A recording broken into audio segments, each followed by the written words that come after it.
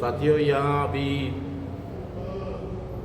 बामसेब का 41वां राष्ट्रीय अधिवेशन, इसमें राष्ट्रीय मूल निवासी संघ और भारतीय भीमसेना के तीनों का संयुक्त राष्ट्रीय अधिवेशन हो रहा है। इससे पहले हम लोग 40 अधिवेशन कर चुके हैं।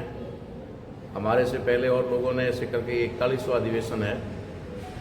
पूरे देश भर में अलग अलग जगहों पर हर साल राष्ट्रीय अधिवेशन होते हैं और उस राष्ट्रीय अधिवेशन को करने के पीछे जो हमारा उद्देश्य है, लोगों में जन जागरण लाना, अवेयरनेस लाना और लोगों को जागृत करके उनके अधिकारों के प्रति जागरूक करना, उनके अधिकारों के बारे में बताना, इसको लेकर के हम लोग ये अधिवेशन करने जा रहे हैं।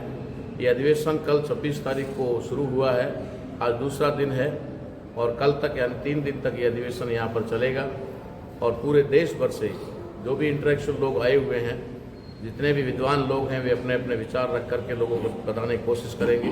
देश की समस्याओं के ऊपर, ज्वलंत विषयों के ऊपर चर्चा होगी।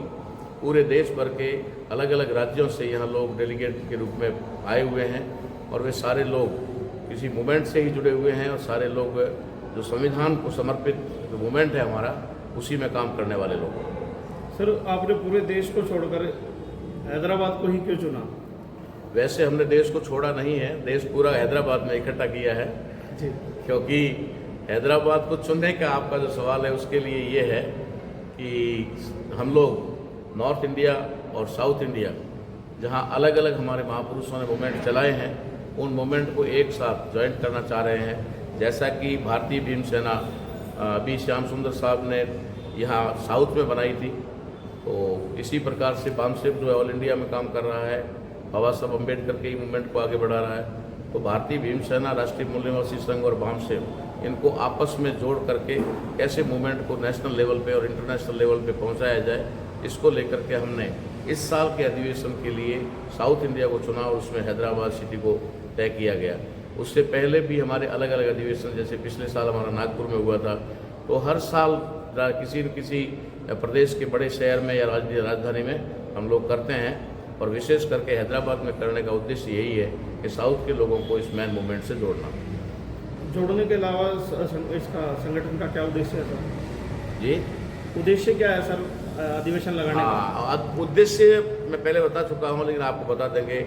उद्देश्य यही है कि भारत के लोगों को उनके संवैधानिक अधिकारों के बारे में और उनके अपने वोट के इस्तेमाल, यानी लोकतंत्र में जो उनको वोट देने का अधिकार है, तो वोट की अहमियत बताने और भी कई ज्वलंत मुद्दे जो देश में चल रहे हैं, उन सभी के ऊपर चर्चा करके लोगों को उसके अंदर अवेयरनेस लाना, ये हमारा उद्देश्य है। उसको लेकर के हम ये करते हैं।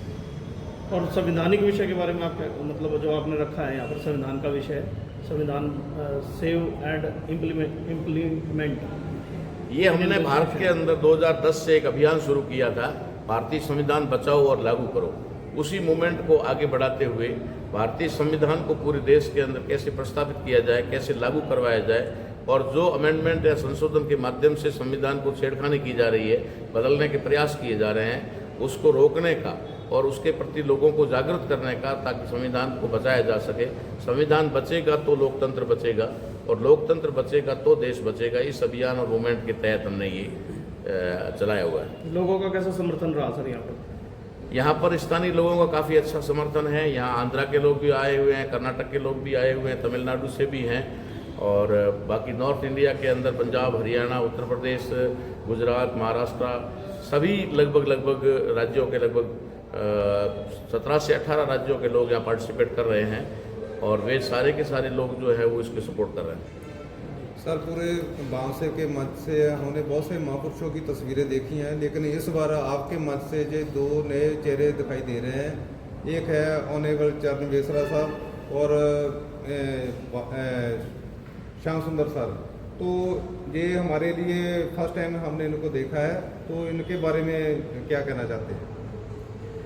बी श्याम सुंदर साहब तो वो शख्सियत है जिसको शायद नॉर्थ इंडिया में लोग कम जानते हैं, लेकिन साउथ इंडिया के अंदर तो उनको दक्कन का अम्बेडकर भी कहते हैं। तो उन्होंने 1968 में भारतीय का संगठन बनाया था, जो आज इस संयुक्त अधिवेशन में वो संगठन शामिल है और इसके उन्होंने अपने जीवन में हमारे महापुरुषों के उस विचार को हम पहले से लगाते आ रहे हैं। उन्हीं की विचारधारा को बाबा साहब अम्बेडकर के विचार काम किया था और वे भारतीय भीमसक हैं, इसलिए उनका किया है।